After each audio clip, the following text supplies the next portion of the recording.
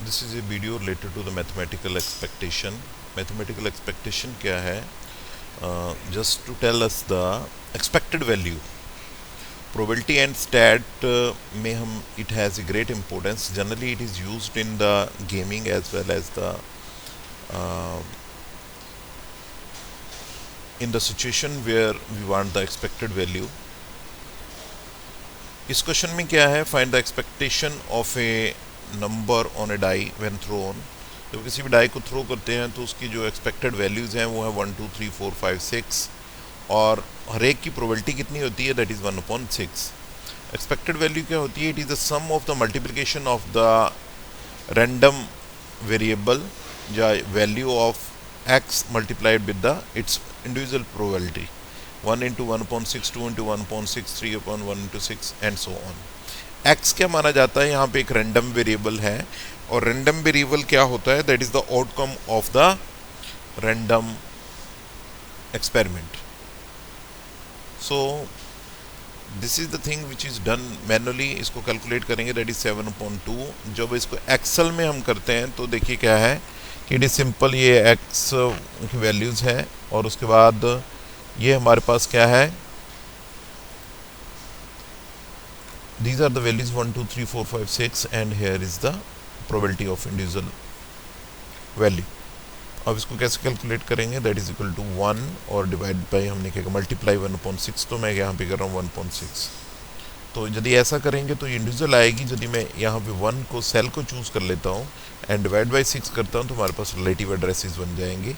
और इस सेल पे क्लिक करने पे इसको कहते हैं फिल हैंडल. अब इसको ड्रैग करूँगा तो ऑटोमेटिकली जो एक्स के सेल का एड्रेस है वो चेंज हो जाएगा. ये देखो ये D2 हो गया है और उसके बाद सो ऑन. अब इनको ऐड करेंगे हम तो उसके लिए भी हमारे पास क्या है कि एक फंक्शन होता है सम. अब ऑटो सम तो 3.5 वैल्यू मैथमेटिकली जब कैलकुलेट किया तो उसकी वैल्यू की 7.2 थी यानी कि 3.5. एक्सेल में हम उसको कैलकुलेट कर लिया है.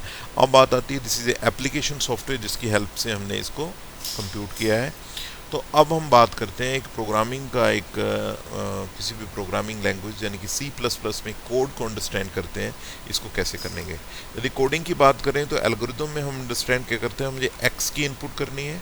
स्पेशली इस क्वेश्चन में तो हमारे पास प्रोबेबिलिटी सेम है. यदि प्रोबेबिलिटी सेम नहीं होती है तो हमें इनपुट करनी पड़ेगी प्रोबेबिलिटी की भी. ओके इस क्वेश्चन के अकॉर्डिंग यदि हम फाइंड करें कोडिंग की बात करें तो वो कोड क्या है?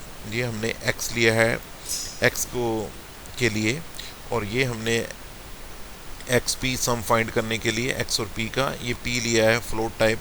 हमें जो फ्रैक्शनल वैल्यू प्रोबेबिलिटी की है क्योंकि प्रोबेबिलिटी मैक्सिमम टाइम फ्रैक्शन में ही आती है. ये हमने मेमोरी एलोकेट की है. ये नंबर ऑफ एलिमेंट कितने हैं मेमोरी एलोकेट की है तो यहाँ पे 2 का मतलब कि इंटीजर का साइज़, n मतलब एलिमेंट्स, और ये p को हमने मेमोरी एलोकेट की तो फ्लोट है तो मेमोरी साइज कितना 4. तो यहाँ पे हमने एक लूप लगाई है जिसमें कि हमने x को इनपुट किया है.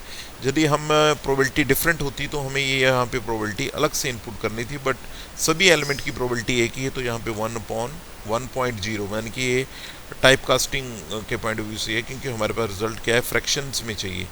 तो इसलिए 1.0 यानी 1/6 करते हैं तो हमें इंटीजर में रिजल्ट देगा. 1.0 मतलब कि ये फ्रैक्शन में रिजल्ट देगा. तो ये हो गया. हम दोनों को मल्टीप्लाई करना है तो हमारे पास क्या आया? This thing. हमने x एक वेरिएबल में सभी के सम को ऐड कर लिया और ये डिस्प्ले करने के पॉइंट से x को डिस्प्ले किया, p को डिस्प्ले किया और दोनों की मल्टीप्लिकेशन को हमने डिस्प्ले कर दिया. ठीक है तो यहाँ पर दोनों की मल्टीप्लिकेशन को डिस्प्ले कर दिया और एंड में हमारे पास x थी उसको कर दिया. यदि इसको रन करते हैं तो देखिए क्या आती है आउटपुट. हमारे पास एलिमेंट कितने हैं? 8 एलिमेंट्स हैं. तो हम 8 एलिमेंट में 1 है 2 है 3 सॉरी 4 थे 4 5 6 7 8. फिर से रन करते हैं. हमारे पास 6 एलिमेंट्स हैं. डाइस के 6 फेसेस होते हैं 1 2 3 4 5 एंड 6. सो ये हमारे पास क्या आ गया? x की वैल्यू. उसके बाद हमारे पास क्या है? p की वैल्यू और मल्टीप्लिकेशन उनकी और एंड में हमारे पास जो एक्सपेक्टेशन क्या है 3.5. तो आप जज कर सकते हैं कि मैनुअली हमने 7.5 3.5 आंसर आया, यहाँ पे 3.5 आया, यहाँ पे 3. यदि इसकी इंटरप्रिटेशन की बात करें तो एक चीज़ को आप अंडरस्टैंड करिए कि डाइस पे 3.5 नहीं होते हैं. तो 3.5 क्या रिप्रेजेंट कर रहा है यहाँ पर कि सपोज कि हम 20, 30, 50 टाइम्स डाइस को थ्रो करते हैं, तो जल्दी आप एंड में एक्सपेक्टेड वैल्यू फाइंड करो, उसको फाइंड करो, तो आपको वो 3 और 4 के बीच में वैल्यू आएगी, या 3 आएगी जो 4 आएगी, उसके मैक्सिमम टाइम ये वैल्यू डाइस के थ्रो करने पे आएगी. So this is the question which is solved manually, which is solved in MS Excel. Also write the code in C++ language. Thank you.